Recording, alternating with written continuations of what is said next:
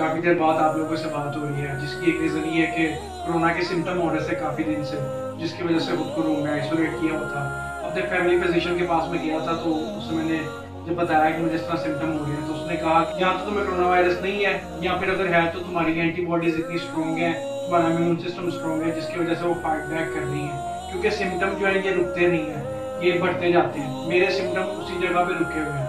ये चीज़ आप लोगों से इसलिए शेयर कर रहा हूँ ताकि आप लोगों को इस चीज़ का थोड़ा सा नॉलेज हो, अवेयरनेस हो कि कुछ केसेस में ऐसा भी होता है कि इसके सिम्टम एक जगह पे रुक जाते हैं, बढ़ते नहीं है, लेकिन आप एक कैरियर बन जाते हो। आपकी वजह से दूसरों को लग सकता है ये, इस वजह से एहतियात करनी है आप लोगों ने।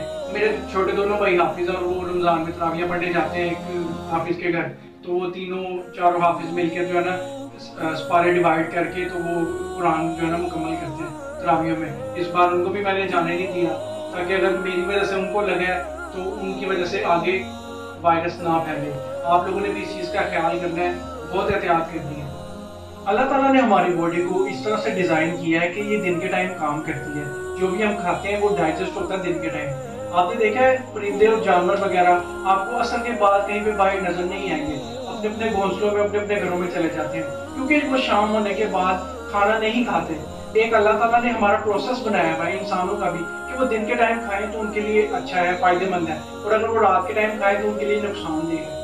पूरा साल सिस्टम ऐसे ही चलता है, लेकिन पूरे साल में एक माह ऐसा भी आता है कि ओजोन लेयर वीक होने की वजह से सूरज की जो डेंजरस रेज होती हैं वो इंसान के ऊपर पड़ती हैं। अगर उसने कुछ खाया हो तो वो उसके लिए काफी डेंजरस साबित होती है। वो महीना है रमजान का, जिसमें अल्लाह ताला ने हमें ये हुक्म दिया है कि जब सूरज निकल आए तो खाना छोड़ दो, और जब सूरज गुरूब हो उसके बाद खाओ। अल्लाह ताला हम पर इतना मेहरबान है कि उसने कहा है कि सारी रात तुम लोग खा सकते हो, पूरी रात हम खाना खा सकते हैं, लेकिन इसमें हमें इत्दाल का हुक्म दिया गया है। तो मैं आपको रमजान के तवसल से आपको थोड़ी सी डाइट बताऊंगा, थोड़ी सी एक्सरसाइज बताऊंगा, जिसको फॉलो करके आप अपना वजन भी कम कर सकते हैं और जिससे आप हेल्दी भी रहेंगे। अफ्तार आपने बिल्कुल लाइट सा करना है, जिसमें आप खजूरें ले सकते हैं, लिक्विड जितना हो सकता है लें, और लिक्विड में भी आपकी मीठी चीजें ना हो। स्ट्रॉबेरी वगैरह का शेक हो गया, और कोई शेक वगैरह दूसरे हो गए, और जैसे नींबू पानी हो गया, इस तरह की चीजें आप लें। फ्रूट्स के जूसेस लें, आप मिल्क शेक ले सकते हैं, इस तरह की चीजें लें। और हमारे नबी पाक सल्लल्लाहु अलैहि वसल्लम की सुन्नत तो ये है कि पहले खजूर खाई जाए फिर लिक्विड पिया जाए, लेकिन मैं आप लोगों को ये सजेस्ट करूंगा कि आप लोग पहले लिक्विड पी लें फिर उसके बाद खजूर खाएं। क्योंकि अगर हम नबी पाक सल्लल्लाहु अलैहि वसल्लम की प्रॉपर वे ऑफ लाइफ को फॉलो करें तो फिर तो हम ऐसा कर सकते हैं, लेकिन जो कि हमारी लाइफस्टाइल जिस तरह का है, इफ्तार में हम लोग इतना ज्यादा कुछ खा लेते हैं तो उसके ऊपर हमारे लिए ये कॉन्स्टिपेशन का बायस हो सकता है अगर हम खजूर खा के फिर पानी पिए तो। इस वजह से आप लोगों ने पहले पानी पी लेना है, पहले लिक्विड पी लेना है, उसके बाद आपने खजूर खानी है। फिर उसके बाद आप लोगों ने दही भल्ले और चाट शाट की तरफ नहीं जाना, आप लोगों ने मगरिब की नमाज पढ़ने चले जाना है।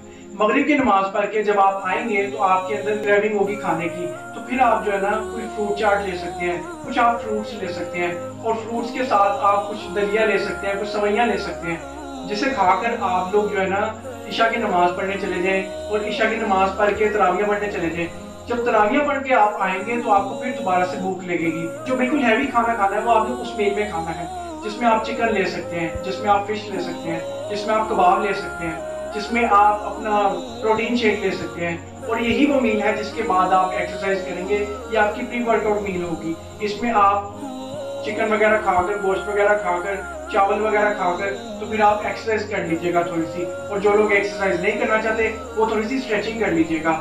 जब आप स्ट्रेचिंग कर लेंगे तो आप दोबारा से कुछ खा सकते हैं, जिसमें आप थोड़ा सा फल खा सकते हैं, कैशू नट्स खा सकते हैं, वॉलनट्स खा सकते हैं। उसके बाद आप 3 से 4 घंटे की स्लीप ले सकते हैं, और अगर आप नहीं सोते तो आप घंटे घंटे बाद थोड़ा जो है ना लिक्विड लेते रहें, ताकि आपकी जो वाटर की इनटेक कम हुई हुई है, जो आपको डिहाइड्रेशन हो रही है वो आपको पूरी हो सके। आप पानी पीते रहिएगा घंटे घंटे बाद थोड़ा थोड़ा। जिसके साथ साथ हम पहुंच जाएंगे सहरी की तरफ। सहरी में जो है ना आपने वो चीजें लेनी है जिनकी डाइजेशन स्लो हो, जिसमें आप चीज ले सकते हैं, जिसमें आप पीनट बटर ले सकते हैं, जिसमें आप दही ले सकते हैं। अगर आपने पराठा ही लेना है तो आप 1 पराठा लें, 2 पराठे ना लें, और आपका पराठा भी डिस्क साइज का हो, इससे बड़ा ना हो। इस वीडियो में मैंने एक दोस्त की वीडियो लगाई है जिसमें आप देख के एक इक्विपमेंट बना सकते हैं जिससे आप एक्सरसाइज कर सकते हैं। अगर आप वो कर सके तो बेहतर है, अगर आप वो नहीं करते तो आप स्ट्रेचिंग से काम चला सकते हैं। और अपनी जो मील्स है उसमें आप ग्रीन वेजिटेबल्स ज्यादा से ज्यादा लें, सलाद वगैरह खाएं, और समोसे पकौड़ों की तरफ ना जाएं तो अच्छा है। कोशिश करें बाहर की चीजें ना खाएं, ताकि जो आप घर में बनाएंगे वो हेल्दी भी होगा और आपको डाइजेस्ट होने में अच्छा भी होगा। और उसके साथ साथ आपने ऑयली चीजें नहीं लेनी ज्यादा, क्योंकि हमने वो चीजें खानी जो हमें डाइजेस्ट भी हो सके। ये जो समोसे पकोड़े आलू है, ये जो ट्रेडिशन हमारी एक बन गई है, ये हमें चीजें डाइजेस्ट जल्दी नहीं होती और ये मोटापे का बायस बनती है, बहुत सी बीमारियों का बायस बनती है। और कोरोना वायरस की वजह से तो वैसे ही हमें इस चीज का एहतियात करनी है कि हम लोगों का इम्यून सिस्टम स्ट्रांग हो। इस तरह की चीजें खाएंगे तो हमारा इम्यून सिस्टम वीक होने का खदशा है। जो लोग ये एक्सक्यूज दे रहे थे ना कि घर पे एक्सरसाइज नहीं हो सकती, इक्विपमेंट नहीं है, तो उन लोगों को अपने दोस्त की ये वीडियो दिखाता हूँ, देखें। स्पेयर पानी की बोतल तो सभी के घर होती है और ये वाटर पाइप भी सभी के घर में होगा, तो इसको यूज करके आप बहुत अच्छे से एक्सरसाइज कर सकते हैं। बारबेल की, शोल्डर्स की, श्रग्स कर सकते हैं। And you will be surprised to know कि he is a doctor by profession. देख लें आप कितना क्रेज है। अभी कोई एक्सक्यूज बचे आप लोगों के पास?